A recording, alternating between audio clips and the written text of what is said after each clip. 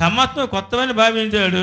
కొత్తవని భావించిన ప్రభు యేసుక్రీస్తు దర్శించినప్పటి నుంచి కూడా తన జీవితం అంతా కూడా పరిపూర్ణంగా దేవుడికి ఉపయోగపడే పాత్రగా మార్చబడ్డాడే కానీ ఎట్టి పరిస్థితులు పాత జీవితం మళ్ళీ వెళ్ళలేదు.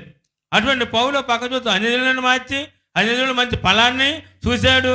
తర్వాత రోమ ప్రభుత్వం ఏంటంటే రోమా సంఘంలోనికి వెళ్ళి మాటలు చెప్తూ మీరు రక్షించబడాలి, కాబట్టి మీరు రక్షించబడి మీరు నేను మంచి ఫలాన్ని మేము చూడాలి, కాబట్టి సువార్త పైన సిగ్గుపడను, కాబట్టి యూదుడు అవ్వచ్చు, గ్రీసు దేవతలు అవ్వచ్చు, అన్యుడు అవ్వచ్చు, ఎవరైనా సరే రక్షించబడడానికి ఈ సువార్త చాలా ప్రాముఖ్యమైనది. ఇది మీరు ఉన్నట్లయితే కనుక మీలో నేను ఆత్మ సంబంధ ఫలాన్ని నేను చూడగలనని పౌలు ఖచ్చితంగా చెప్తూ ఉన్నాడండి. దేవునికి స్తోత్రం, హల్లెలూయా. గమనించే దేవుని పిల్లారా, కాబట్టి సువార్త వేసులు ఎంత భారమ బాధ్యత కలిగి ఉన్నాడో మరొక మాట మీద చూపిస్తాను. సువార్త వేసులు ఎంత బాధ్యత భారమ కలిగి ఉన్నాడో మరొక మాట చూపిస్తాను. కొరింథీయులకు రాసిన మొదటి పత్రిక